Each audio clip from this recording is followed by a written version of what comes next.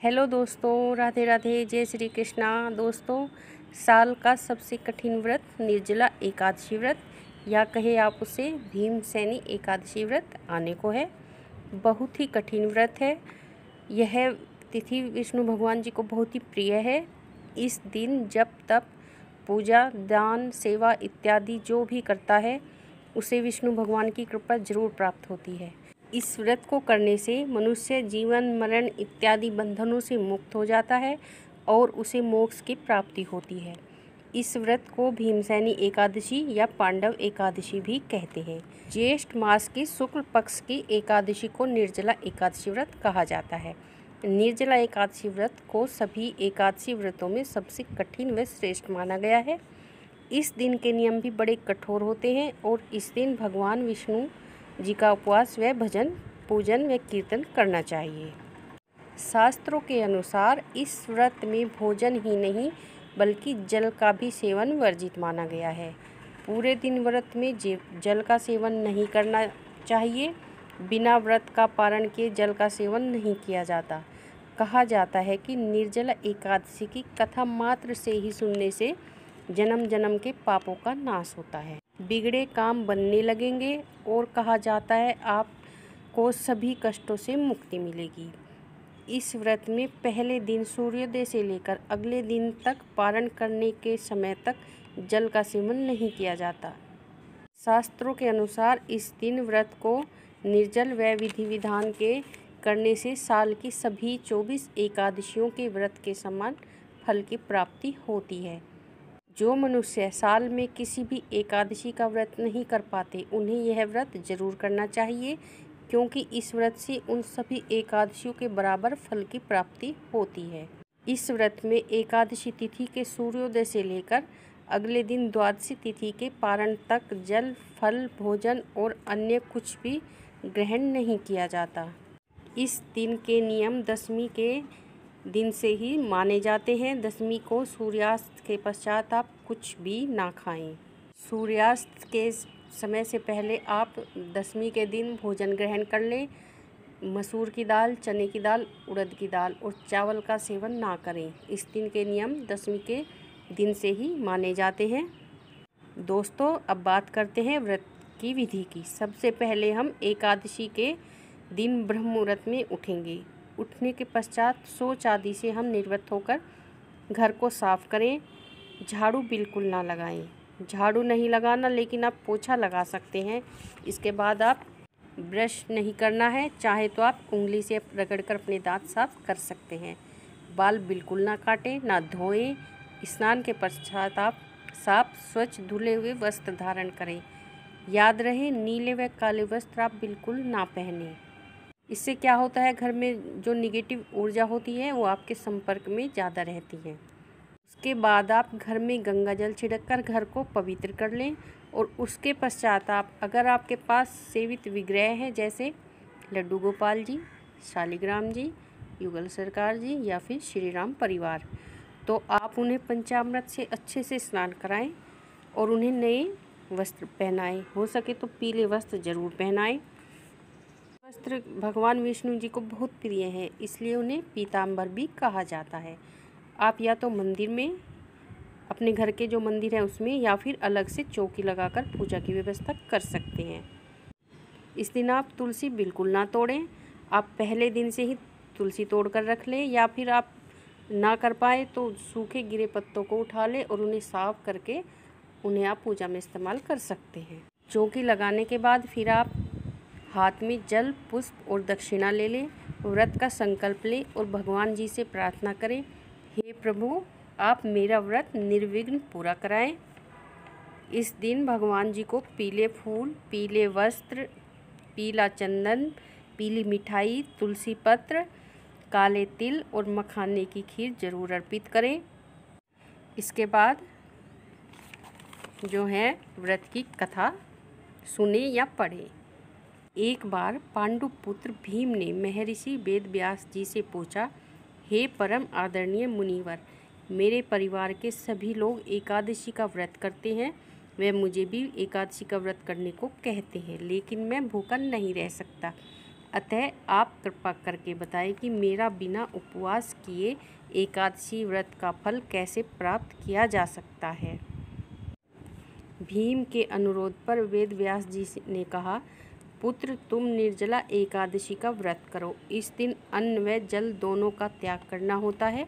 जो भी मनुष्य एकादशी तिथि के सूर्योदय से द्वादशी तिथि के सूर्योदय तक बिना जल पिए व अन्न खाए रहता है, सच्ची श्रद्धा से निर्जल व्रत का पालन करता है, उसे साल की जितनी भी एकादशी आती है उन सभी एकादशी का फल इस एकादशी के व्रत के करने से प्राप्त होता है। कहते हैं कि वेद व्यास जी के वचन सुनकर भीमसेन निर्जला एकादशी व्रत का पालन करने लगे, वह पाप मुक्त हो गई। इसलिए इस व्रत को भीमसेन या पांडु एकादशी का व्रत भी कहते हैं। दोस्तों, ये थी निर्जला एकादशी व्रत की कथा सुनने के बाद विष्णु सहस्त्रनाम का पाठ जरूर करें, आरती करें और उसके पश्चात अपनी गलती या भूल, आपसे पूजा में जो भी भूल हो गई हो उसके लिए आप जो है भगवान जी से माफ़ी ज़रूर मांगें। एक बात और, इस दिन माँ गायत्री जयंती भी है, इसलिए उनकी पूजा अर्चना ज़रूर करें। अगर घर में प्रतिमा ना हो तो मन में पूजा करें। 108 बार गायत्री मंत्र का जप जरूर करें। इसके पश्चात तुलसी जी की पूजा करें और तुलसी जी को जल अर्पित ना करें। तुलसी जी के सामने दीपक जलाएं और 11 बार उनकी प्रतिमा करें और उनकी आप पूजा करें। पूजा के बाद आप सूर्य को जल अर्पित करें। अच्छा दोस्तों, ये तो हो गई हमारी पूजा विधि की बातें। पूजा विधान हमने आपको बता दिया। इसके बाद अब थोड़ा दान आदि की बात कर लेते हैं। व्रत को करने वाले को चाहिए कि वो इस दिन दान अवश्य करें और बायना निकालें। बायना के लिए आप या तो एक घड़ा ले लीजिए या जो है पीतल या उसका स्टील का कलश ले लीजिए या फिर आप गिलास ले लीजिए, लेकिन बर्तन होना चाहिए नया। उसके मुंह पर ऊपर आप कपड़ा बांध लीजिए पीला या सफ़ेद और स्वास्तिक का निशान ज़रूर बना लें।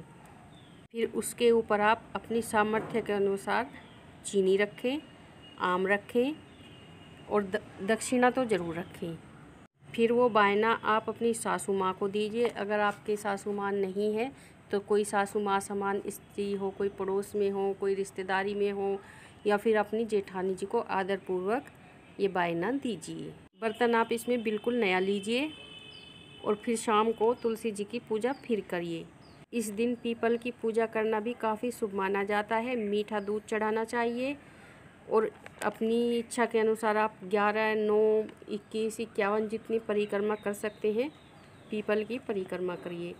इस दिन दान करने का विशेष महत्व है। एकादशी के दिन और द्वादशी के दिन दोनों दिन आप दान कर सकते हैं। आप दान के लिए बर्तन ले लें, घड़ा, छाता, जूते, कपड़े, चीनी, अन्न, मौसमी फल या फिर कोई पानी की बोतल वगैरह ले सकते हैं। आप इसमें से कुछ भी दान कर सकते हैं। इस दिन आपको दिन में बिल्कुल नहीं सोना है, रात में भी नहीं सोना चाहिए। रात को दीप जलाकर भजन, पूजन, कीर्तन करना चाहिए। ब्रह्मचर्य का पालन करना चाहिए और हो सके तो आपको बहुत ही कम बोलना चाहिए। इससे तो एक आपको प्यास नहीं लगेगी और इससे क्या होगा, कम बोलने से आप किसी के साथ लड़ाई झगड़ा करने से भी बचेंगे। एक्स्ट्रा नहीं बोलना चाहिए। इस दिन किसी की निंदा नहीं करनी चाहिए। में शांति बनाए रखें, लड़ाई झगड़ा बिल्कुल ना करें। और इस दिन घर में चावल ना तो खाए, अपने आप तो आप खाएंगे नहीं, लेकिन आप बनाए भी नहीं। घर में चावल कोई ना खाए। इस दिन चावल खाने से जो है पाप लगता है। तो अब बात कर लेते हैं निर्जला एकादशी व्रत के दिन की। किस दिन हमें यह व्रत करना चाहिए और किस दिन इसका पारण होगा। यह व्रत 21 जून दिन सोमवार को सूर्योदय 5:38 से सुबह से यह व्रत शुरू होगा व इसका पारण 22 जून दिन मंगलवार सुबह 5:35 से 8:18 सुबह, हर हाल में 5:35 से 8:18 के बीच हमें इस व्रत का पारण जरूर करना है। दोस्तों, ये बात ध्यान रखनी है, व्रत का पारण किए बिना व्रत हमारा अधूरा रहता है, बल्कि हमारा व्रत भंग हो जाता है और यह फल कुछ भी फल हमें नहीं देता, निष्फल हो जाता है। इसलिए व्रत का पारण हमें ज़रूर करना चाहिए। दोस्तों, याद रखना, ये जो व्रत है दिन सोमवार 21 जून को है और इसका पारण जो है 22 जून दिन मंगलवार को होगा। पारण का जो समय है वो हमने आपको बताया है। उस समय में आप उससे पहले ब्रह्म मुहूर्त में उठिए। उठने के पश्चात आप स्नान आदि करिए और स्नान आदि करने के पश्चात आप पूजा करिए और पूजा करने के बाद आप ब्राह्मण को भोजन कराएं। ब्राह्मण ना मिले तो किसी ज़रूरतमंद को भोजन कराएं। भोजन नहीं करा सकते तो आप सूखा सामान दे दें। सूखा सामान भी नहीं आप दे सकते तो पैसे दे दीजिए और किसी को दान देकर फिर आप अपना व्रत है जो उसका पारण कीजिए। व्रत का पारण करने के लिए आप पंचामृत ले लें या गंगा जल में आप तुलसी के पत्ते डाल लीजिए और उसे ग्रहण करके आप अपने व्रत का पारण कीजिए। उसके बाद आप भोजन कर सकते हैं। और घड़े का दान, ये देखिए इसमें बड़ा महत्व है। आप पहले दिन एकादशी को भी कर सकते हैं, बोतल दान कर सकते हैं और आप उसे द्वादशी में भी दान कर सकते हैं। अलग अलग दिन इसका अलग अलग महत्व है। आप इसमें जल पी नहीं सकते लेकिन जल का दान जरूर कर सकते हैं और इसका ज़रूर करें। तो दोस्तों, ये थी एकादशी व्रत के बारे में कुछ जानकारी और कथा। अगर आपको मेरी जानकारी पसंद आई हो तो चैनल को सब्सक्राइब करें, लाइक करें, वीडियो को शेयर करें और बेल आइकन को प्रेस करना ना भूलें। जय श्री कृष्णा। राधे राधे।